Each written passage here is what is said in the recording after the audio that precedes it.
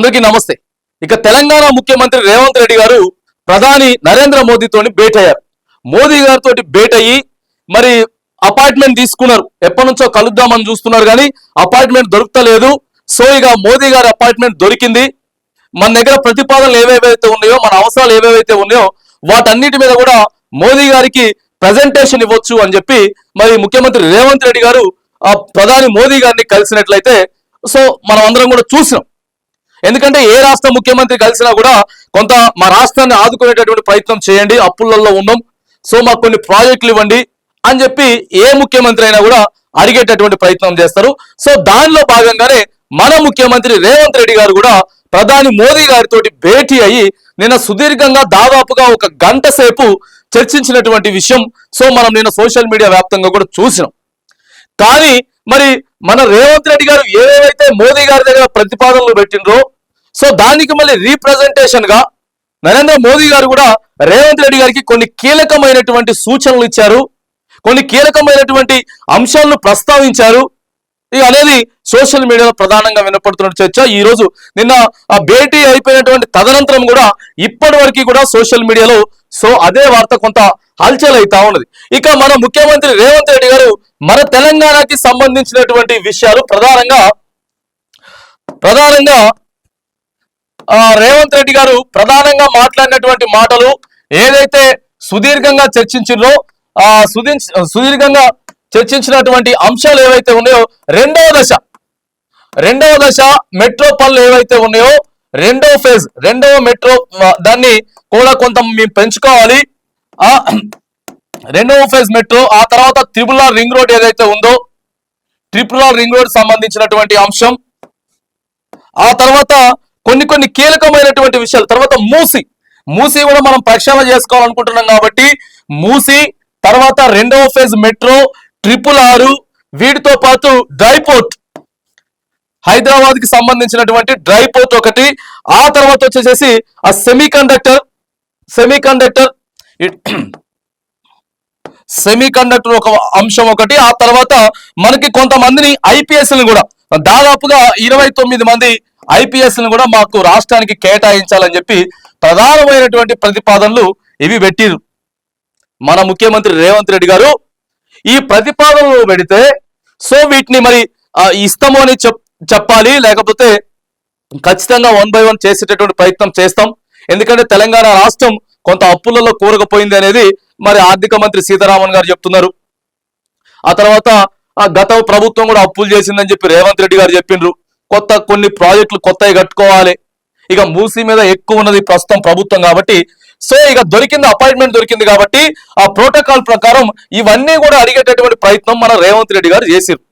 So మరి ఇక సానుకూలంగా స్పందించిరా లేకపోతే ఎట్లా విషయాలు పక్కగా పెడితే మాత్రం ప్రధానంగా వినపడుతున్న చర్చ ఏంటంటే మోదీ గారే రీప్రజెంటేషన్ ఇచ్చేటటువంటి ప్రయత్నం చేసిరట.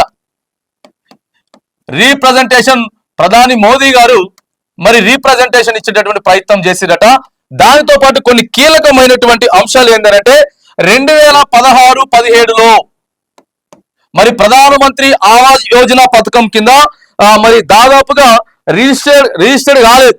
మీరు అసలు దాన్ని యాక్సెప్ట్ చేయలేదు తెలంగాణ ప్రభుత్వం. దాదాపుగా 70 లక్షల ఇల్లు ఇస్తామని చెప్పినాం కానీ దాన్ని ప్రతిపాదించలేదు.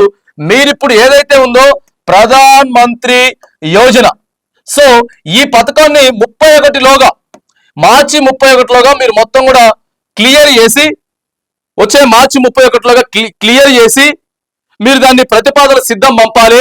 ఎవరెవరైతే ఇళ్లకి అర్హత ఉన్నారో ఆ డేటా పంపించాలని చెప్పి మోదీ గారే రివర్స్ లో రేవంత్ రెడ్డి గారికి చెప్పిరట.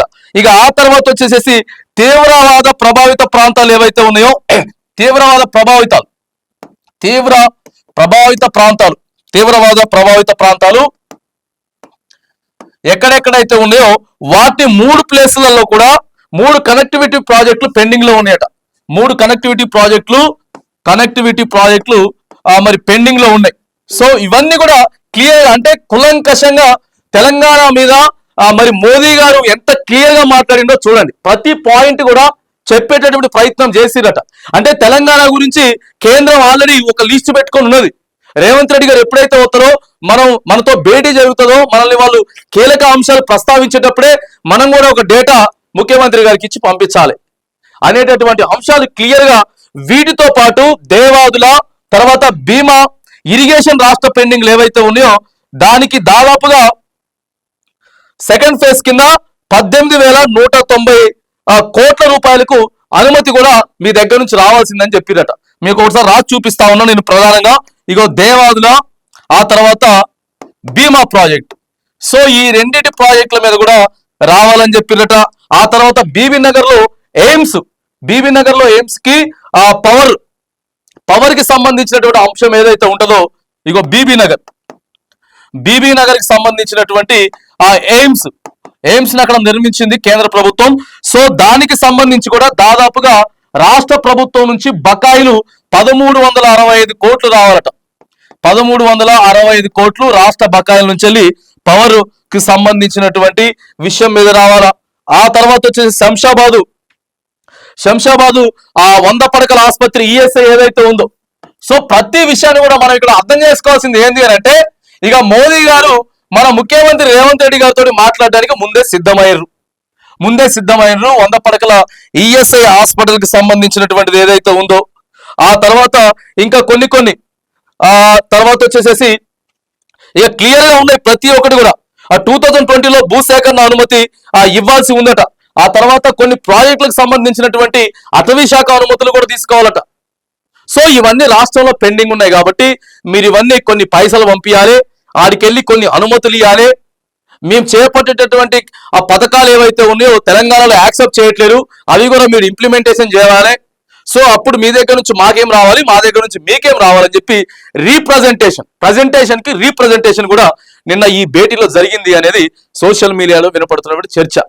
ఇక ముఖ్యమంత్రి రేవంత్ రెడ్డి గారు అనుకుంటాడు కదా, అరే మనమే చెప్దామని పోతే రివర్స్ లో మనకే చెప్పిర్రు ఏంది అనేటటువంటి కొంత ఆలోచనలు అది కామన్ కదా. ఎవరైనా సరే మనమే చెప్దామని వెళ్తున్నాం అని అంటే ఒక పెద్ద స్థాయి వ్యక్తి దగ్గర ఆయనే మనకి రిటర్న్ లో కొన్ని విషయాలు చెప్పిండు అని అంటే వాటి మీద మరి ఆలోచన చేస్తాం. ముఖ్యమంత్రి రేవంత్ రెడ్డి గారు కూడా మీరు చెప్పినటువంటి అంశాలు ఏవైతే ఉన్నాయో క్లియర్ గా దానికి సంబంధించినటువంటి అధికారులతోటి నేను వెళ్ళిన తర్వాత మాట్లాడి క్లియర్ గా ఒక సమీక్ష నిర్వహించుకొని మీరు ఏవేవైతే అక్కడ పెండింగ్లు ఉన్నాయో ఏవేవైతే చేయమని చెప్తా ఉందో వాటన్నిటిని కూడా క్లియర్ గా మరి వాటిని క్లియర్ చేసేటటువంటి ప్రయత్నం కూడా చేస్తామని చెప్పి రేవంత్ రెడ్డి గారు ప్రధాని మోదీ గారికి కూడా మరి నిన్న చెప్పినట్టయితే మరి ఆ సోషల్ మీడియాలో చర్చను అడుగుతా ఉన్నది. ఏదేమైనా కానీ మరొకసారి చెప్తాను, ఏదేమైనా కానీ ఒక ముఖ్యమంత్రి స్థాయి వెళ్ళి ప్రధానమంత్రి గారి దగ్గర భేటీ అయినప్పుడు రిటర్న్ లో ఇవన్నీ చేయాలి, ఇవన్నీ మీరు చేయాలని చెప్పేసారంటే మాత్రానికి కొంత షాక్ లోనే ఉంటారు. కాబట్టి ప్రస్తుతం ముఖ్యమంత్రి రేవంత్ రెడ్డి గారు కూడా కొద్దిగా ఆలోచనలో మరి ఉన్నట్లు ప్రధాని మోదీ గారే రీప్రజెంటేషన్ ఇవ్వడంపై కొంత ఆసక్తికరంగా మారినటువంటి